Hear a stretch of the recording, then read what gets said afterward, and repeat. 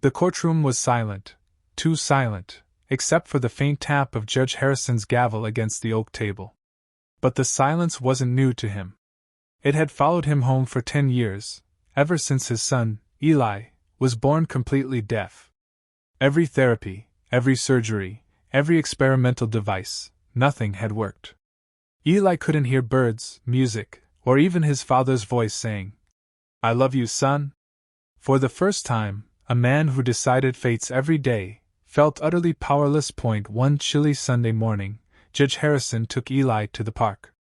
The boy sat quietly under a tree, sketching a paper airplane while other kids laughed and played around him.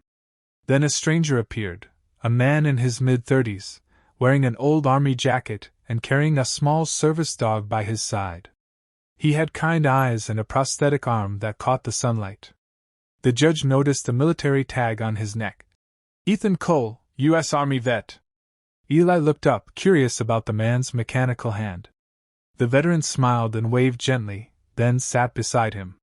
He didn't speak, just started folding his own paper airplane. When Ethan launched it, it soared perfectly. Eli smiled. For the first time that day, Judge Harrison walked over, grateful. "Thanks for spending time with him," he said. Ethan nodded. "He's a smart kid. I know the silence he lives in." The judge frowned. "You know sign language?" Ethan smiled. "Lost my hearing for 2 years after an explosion overseas. I learned to live in his world. The quiet teaches you things." The judge felt a rare warmth. "You got it back?" Ethan nodded slowly. "Not naturally. Someone helped me hear again, using something unofficial, something the doctors wouldn't approve." That night, Judge Harrison couldn't stop thinking about the veteran's words. The next weekend, he found Ethan again, same spot, same calm smile. "What did you mean by unofficial?" the judge asked. Ethan reached into his backpack and pulled out a small, hand-built device, a modified bone conduction unit, patched with old army tech and hearing aid parts. "It bypasses the damaged parts of the ear," he explained. "I built this for myself, but I've made improvements. It could work for Eli." The judge froze. "You're saying you can make my son hear?" "I'm saying I can try. For free." They met in Ethan's small garage workshop. Machines hummed quietly. Ethan gently placed the prototype behind Eli's ear, securing it with care. Eli looked confused at first, then flinched. A faint whir, a click. Then the boy's eyes widened. He turned toward a wind chime hanging by the window. The tiniest sound, but his lips trembled as he pointed. He heard it. Judge Harrison's knees nearly gave out. Tears filled his eyes as Eli whispered, for the very first time, "Dad?" The hospital confirmed what everyone had thought impossible. Eli could now detect and respond to sound frequencies. Ethan refused any payment. "I didn't do it for money," he said quietly. "I just wanted to pay forward the kindness that once saved me."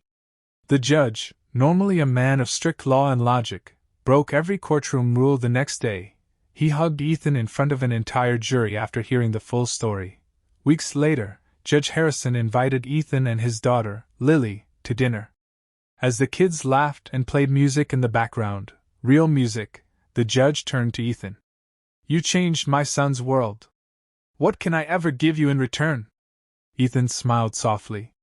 "Just promise me one thing, never underestimate the power of one act of compassion." The judge nodded, emotion choking his voice. "You have my word, soldier." Months passed. Eli's hearing improved, and he started learning piano. His first recital? A song he wrote for Ethan, called "The Sound of Heroes." As the final notes played, Ethan wiped a tear. The judge stood beside him, whispering, "Sometimes the greatest justice isn't written in laws. It's written in kindness."